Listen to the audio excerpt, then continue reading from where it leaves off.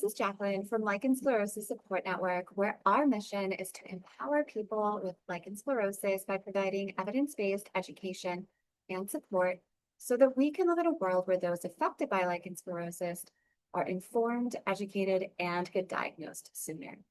If you find the information in our videos helpful, please consider donating your time or money so that LSSN can continue their education and support efforts.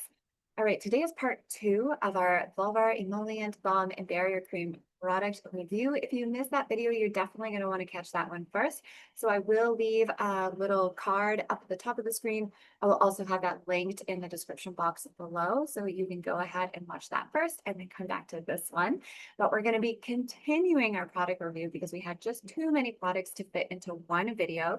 So we have a few more Vulvar products that we'll be reviewing today. And then as promised, we will be, for the first time ever, reviewing some products for the perianal skin, something that is highly requested and something that we really don't tend to see a lot of information out there. So definitely be sure to watch to the end so that you can catch the review of all of those products. As always, be sure to like this video and subscribe to our channel so you don't miss out on any more LS content.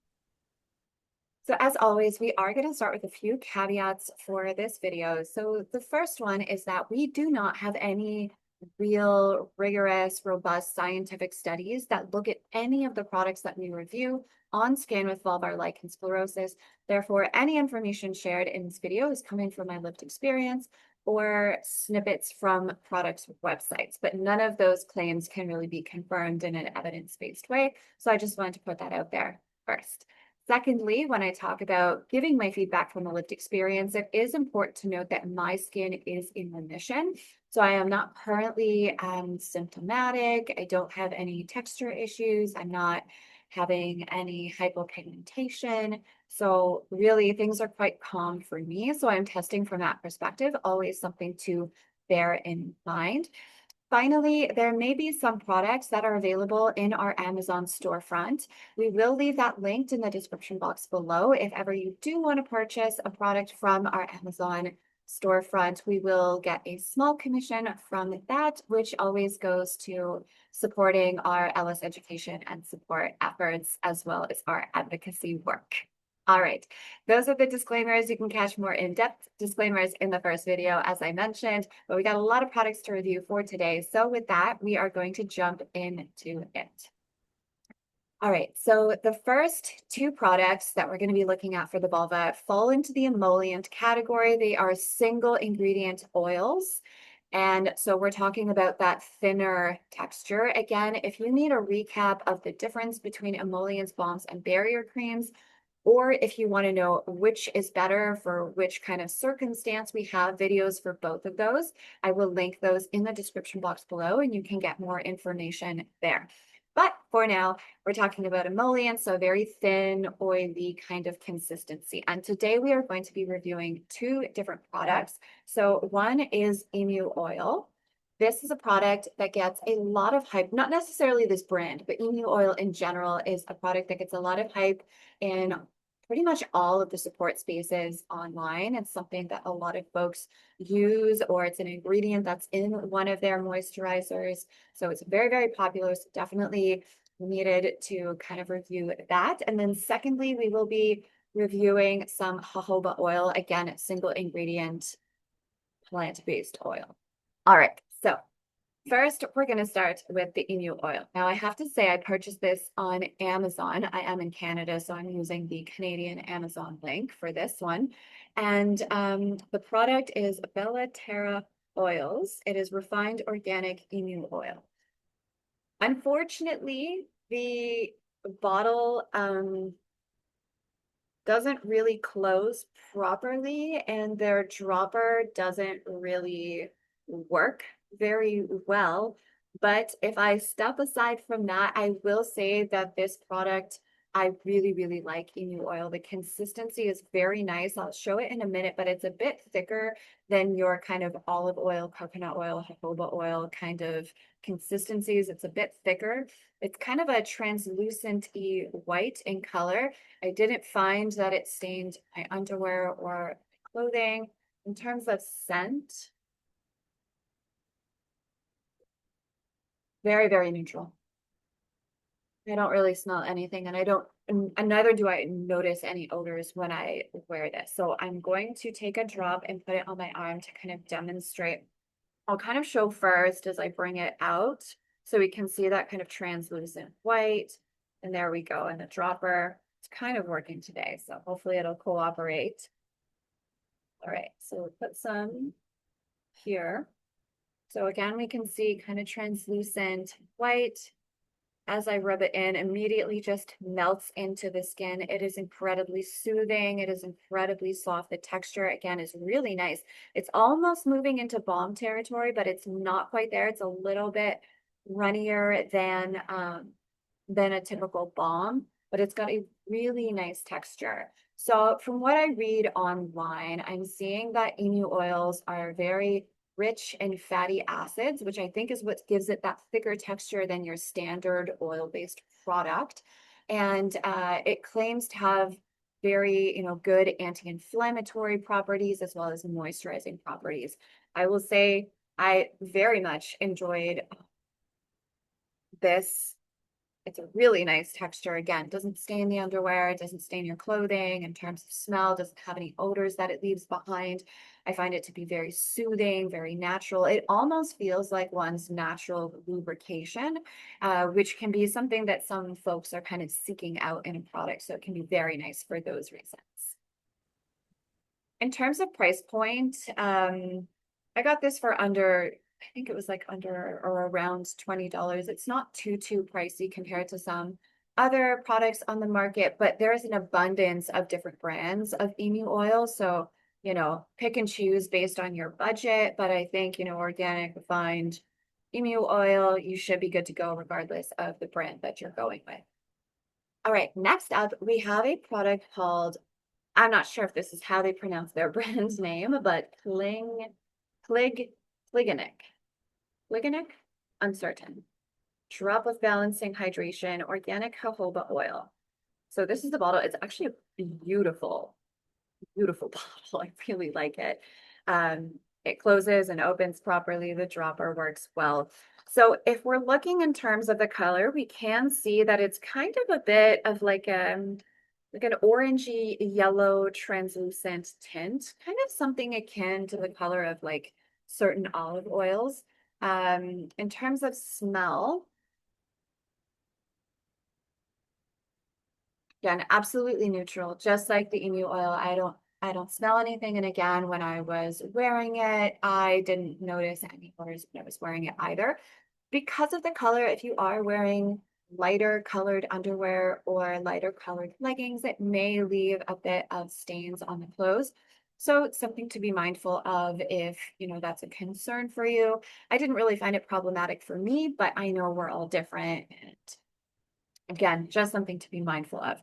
Now, the texture is a lot more like your standard run-of-the-mill coconut oil, olive oil, right? It's very thin, translucent, it runs. I'll do the dropper in a second here so that we can see. But yeah, as we can see, it runs right down, which is very common in emollients. They don't have as strong of a staying power, but again, leaves a really nice moisturizing, soothing sheen. It's got, again, a lovely texture, a bit thinner than the emu oil, but both honestly have wonderful textures in my opinion. I liked them both. In terms of, you know, benefits that I kind of found on the internet, we're seeing that it's a potent moisturizer, that it can help balance oil production.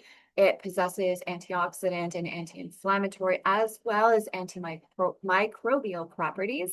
So that may be those benefits might be really enticing for some folks. So again, honestly, they're about the same price point, and I love either or. I mean, now that I have both, I just will kind of be swapping them.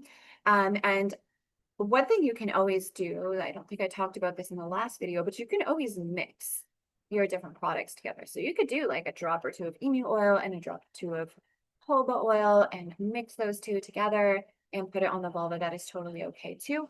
Of course, we always want to patch test any product that we're putting on the vulva for the first time, just to make sure that we don't have any negative reaction, like a dermatitis or an allergic based kind of reaction. But other than that, we can totally mix to get kind of more bang with all of those properties. Or we can try products, as reviewed in the other ones that kind of incorporate multiple of these ingredients. We're going to review some that have some of these, or at least have the jojoba oil piece shortly. But those two I would give both 10 out of 10s for. They're phenomenal for their price point. Again, maybe the emu oil winning by just a smidge because of the like staining piece. But again, maybe you can dilute if you mix the emu oil and the jojoba oil. Actually, why don't we just try that right now and see what that looks like if I think my dropper, guys, is just like defective. I think it's just like a random unfortunateness of how it was delivered to me. So it's not really doing the greatest job, right? Trying. I just want to see if I mix in a drop or two of jojoba oil so we can still see the jojoba, but when you blend it in, you don't get as much of that orangey, yellowy tint. And if I put it on my paper towel, yeah, I don't see too much on the paper towel either. If I wipe it off, I have a bunch of paper towels next to me to wipe all the products off. Don't really see too much. So you could always mix those if the staining and the color is a concern for you. All right, moving on to a couple of Vulvar balms.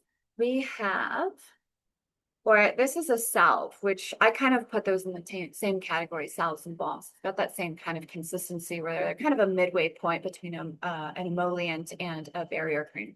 So this is by Momotaro Apotheca. This is their salve.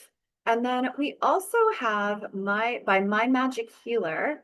It's called their Universal Skin Healer, which I decided to try out as well. So we will start with the Momotaro, and I will read a little bit off of their website in terms of their ingredients and how it works and all of this.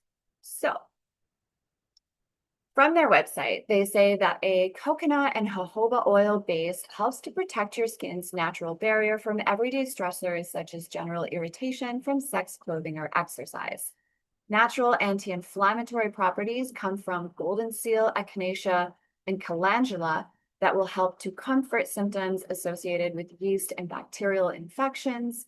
When used regularly, this vitamin and antioxidant-rich topical safely works to help balance pH and naturally support your body's ability to heal itself without disrupting hormones, pheromones, or medication. They suggest applying it, of course, always apply with clean hands, please. But they suggest applying it with clean hands using about a pea-sized amount of product, applying it to the vulva. Now, I will say this smells very, very strong. If you are sensitive to smells, this one may not be the greatest for you. Most of the scent that I am getting is 100% from the tea tree oil that is in this product. It smells very, very heavily like tea tree oil. So if you have any irritation from tea tree oil when applied to the skin, maybe something to consider if you have any allergies. And also if essential oils tend to cause vulvar burning, it does for some people. This again may not be the one, but it smells very, very strong like tea tree oil. That said, why would they put tea tree oil in? What are some of the benefits? Again, this is just coming from the internet. We don't have any real studies on this in a kind of robust clinical sense, looking at its use and effectiveness in VLS populations. But just kind of a general internet search will show that this is a very popular essential oil known for skin benefits. It's often used to treat fungal infections, acne, as well as minor skin irritations due to its antibacterial, anti-inflammatory, and antiseptic properties. So there are some benefits, but again, some folks may be sensitive to this. So I just want folks to be mindful both from a scent perspective as well as applying it to your skin. This is definitely something you'll want to patch test first. Let me just pull up the rest of the ingredients. So we have coconut oil, kokum butter, beeswax, We do have that jojoba oil in it, so we've got a little bit of that. We've got that tea tree oil for all of those antibacterial, antimicrobial properties. We've got the golden seal leaf, the echinacea, and the calendula for those kind of soothing, healing properties. And then we have organon grape. I will say that I know some people with lichen sclerosus who swear by this product. They use it daily in conjunction with their treatment plans and have seen great benefit, lots of relief. For me personally, when I put this on, the tea tree oil just does not work with my skin. It gives me a burning feeling that I just don't feel like having in a product that I'm using.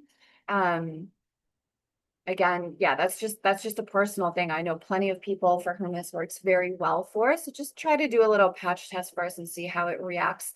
In terms of color, it's pretty neutral. It's kind of a translucent white with maybe a little bit of a yellow undertone, but that color does immediately go away when you apply it. So again, with this, I didn't really have any issues with staining of the underwear, staining of my clothing, although the smell was there and you really have to do a good wash to get the smell out.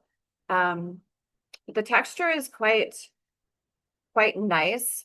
So I took it out so we can see again why this is kind of in that balm and salve category because when I take it out, it stays put.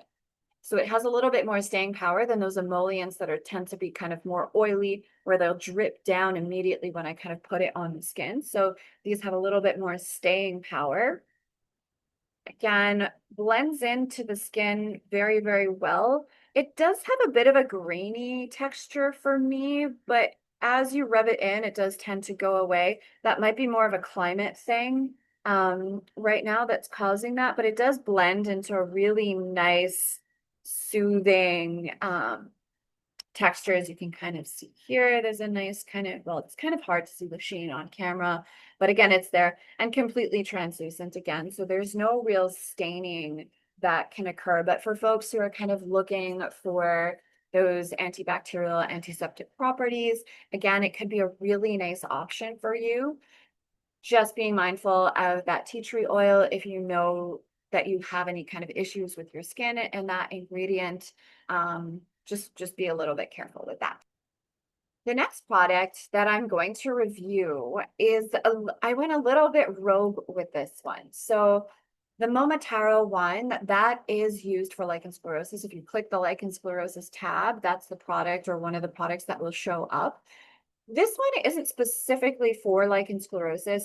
I saw a lot of ads for this, specifically for hidradenitis suppurativa and eczema. And I've also heard good things about this for fissures and hemorrhoids, which is actually what made me curious about the product, was using it from a kind of hemorrhoid anal fissure perspective. So I was curious about using this both in the vulvar and perianal area. And again, it's very big in the hidradenitis suppurativa community. So HS, a lot of folks will use this on various parts of the body. They do have different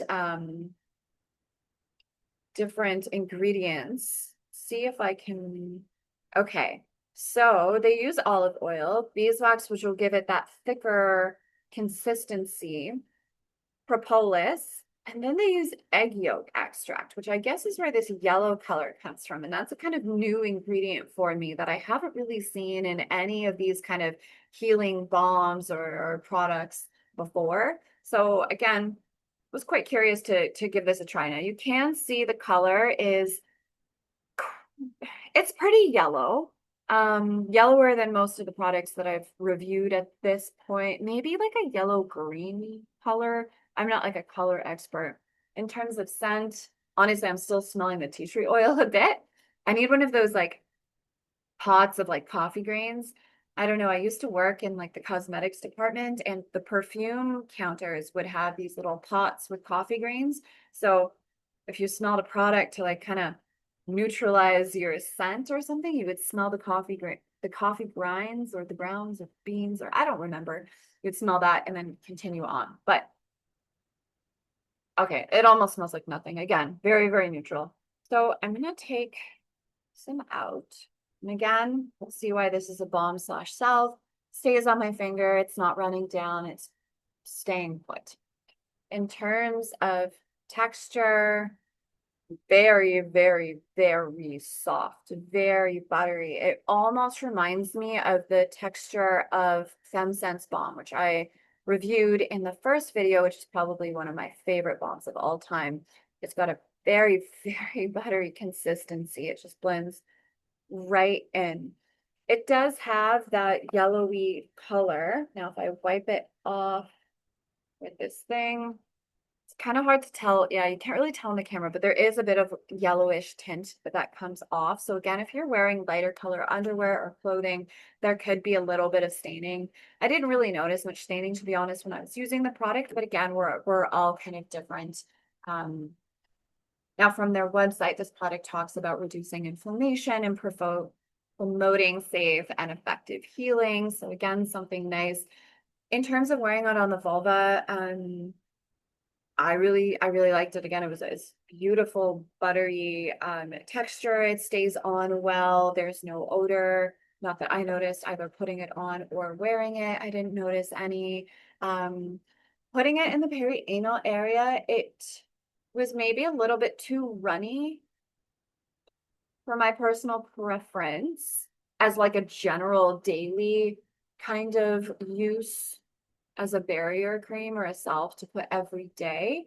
Although it is quite nice in the event that you do have fissures or hemorrhoids. So like kind of temporarily to kind of help those heal up. It was really nice, but I don't know that I would pick this out and use this every single day or make this my main perianal product, but it really is quite nice for hemorrhoid and fissure relief. So definitely a kind of rogue coming from left field product, but overall really liked it. Now these, of course, both of these products are going to be a bit more expensive than your standard run-of-the-mill emollient, you know, because they have more products combined, more ingredients combined in one. So they're kind of in that midway kind of price point. It also depends on, for the My Magic Healer, there's also different sizes. So you could always go with the smaller size, which I'm seeing is 1 ounce or a 30 ml, depending on where you live in the world. So you could always potentially try a smaller size first and see how you like that. But honestly, I think I would give the Magic Healer maybe like a 9 out of 10. And the Momotaro, for me, I would probably give a 6 overall, just because the tea tree oil just did not work well with my skin, and I just didn't tolerate the burny sensation very well. Okay, now we are going to move into the perianal skin area. I have 3 main products that we are going to review here. So the first is Zincofax, the original. If you have children or if you've ever walked through the baby aisle at Shoppers or CVS or any kind of drugstore, you may have seen this before. We'll also be reviewing Eucerin Aquafor. They also have a healing cream, 3-in-1 diaper rash cream, is for babies. So again, to see this. How close do I have to get? Okay. Well, again, this is something that you would see in the baby product aisle, is for babies, but of course anybody can use. And then finally, this is a product we were introduced to, both Kathy and I, at the American Academy of Dermatology. It is called Butt Balm by Dr. Mom, developed by a doctor who is also a mom. It is very, very cute. It's this cute little baby that's sleeping with a smiley face on the front. So these are the products that we're going to be reviewing today. So let's start with Eucerin Aquafor's 3-in-1 diaper rash cream. Now, all of these products, by the way, have a key ingredient that is extremely good for the perianal area, which is zinc oxide. Very, very nice for that skin. All of these products contain this ingredient. This one in particular has 15% zinc oxide. It also has a few other products, ingredients, namely there's some mineral oil, some glycerin, some sericin, some things I cannot pronounce, magnesium stearate, DL, panthenol, and water. You can look that up online for the ingredients that I could not pronounce. But yes, it's a 3-in-1 product. So they say that it it prevents, heals, and treats. So prevents kind of irritation in the perianal skin, treats irritation if it's active and present, and helps to heal that area. So it is a cream, zero odor. No, there's no odor. Now, any product with zinc oxide is probably going to be white. So something to be mindful of. See, let's squeeze some out. So this is kind of going to be a barrier cream type product for the perianal skin. So we can see that it's thick enough, right? It's not dripping or running down. It has stain powder and it is very white. It's not like a translucent white. It is a strong, strong white. So do it on the other arm for this one. I'm going to just do one swipe. So we can see here, unlike everything I've reviewed, that white color really, really stays. Now it did glide on quite well, and it's kind of hard to capture on film, but there is a nice sheen to this, and it's actually quite soft. It almost feels like some of the Vulvar balms, but a tiny bit thicker. But I will say that it is quite soft. In terms of wearing this daily or kind of every other day or when needed in the perianal area, I love it. I wish it was maybe a smidge bit thicker because when it's really hot out, because it's not super thick, it kind of tends to move around a little too much for my liking personally. But as something to kind of put on at night to kind of just heal up the skin and make it feel better, it's excellent. It's just that it is a little less thick than some products. So honestly, 10 out of 10. Like, well, I guess because of the runniness, maybe we'll give it a 9 out of 10. But really good, easy, accessible in most drugstores, kind of average price point. So really, really nice product. Next up, we will do Dr. Mom's Butt Balm. It's so cute. I love it. Just the packaging, everything about it. It's really hard to see, but like there's the little baby that's so cute that's smiling, and then you have the little stethoscope and a heart. Anyway, it's very cute. So the main ingredients in this are 28% dimethicone and 48% petroleum being kind of like Vaseline. So again, we have that barrier cream type consistency. So this one does not have the zinc oxide ingredient per se, but we've got some good skin protectant barrier creams with the dimethicone and the petroleum. So let's open it up. There is the faintest minty smell here. This is probably because some of the inactive ingredients include coconut oil, magnesium hydroxide, and spearmint oil. Now, spearmint, any kind of mint oil, does have a cooling, tingling effect. It's kind of minor in this one, but again, just being mindful of that kind of sensation. Not everybody likes that sensation or finds that it feels good. So just again, something to be mindful of. But the odor is quite subtle. Okay, so we'll take a bit out. Now this one is white, but it's a little bit more translucent than the Eucerin Aquafor Diaper Rash Cream. Again, quite thick, so nice barrier cream, stays put. And when I put it again on my arm, melts immediately down. Now we see the absence of the zinc oxide actually makes it blend in translucent. So it's almost like a Vaseline in a way, especially once it blends down. It's very, very soft, very, very soothing. On my arm, I don't really get that cooling effect from the spearmint oil. I think occasionally I would feel like maybe very, very minor in the perianal area, but it was very, very subtle when I would find it. The texture is very, very nice. It's kind of akin to the Eucerin. So it's thick enough, but it's still got some movement. Now, I don't mind the movement as much in this one because even in the heat, if it runs a bit, it's translucent. So it's not really staining or showing up on clothing as a big white stain or something. Whereas this with the zinc oxide really does have that. But you will see that white, stark white on the underwear. You don't really see it with this. So, pros and cons to each. But overall, I found it really, really soothing and very nice. It did feel really good when there were fissures. So that was really nice. And yeah, natural soothing spearmint scent. Again, very, very, very subtle though.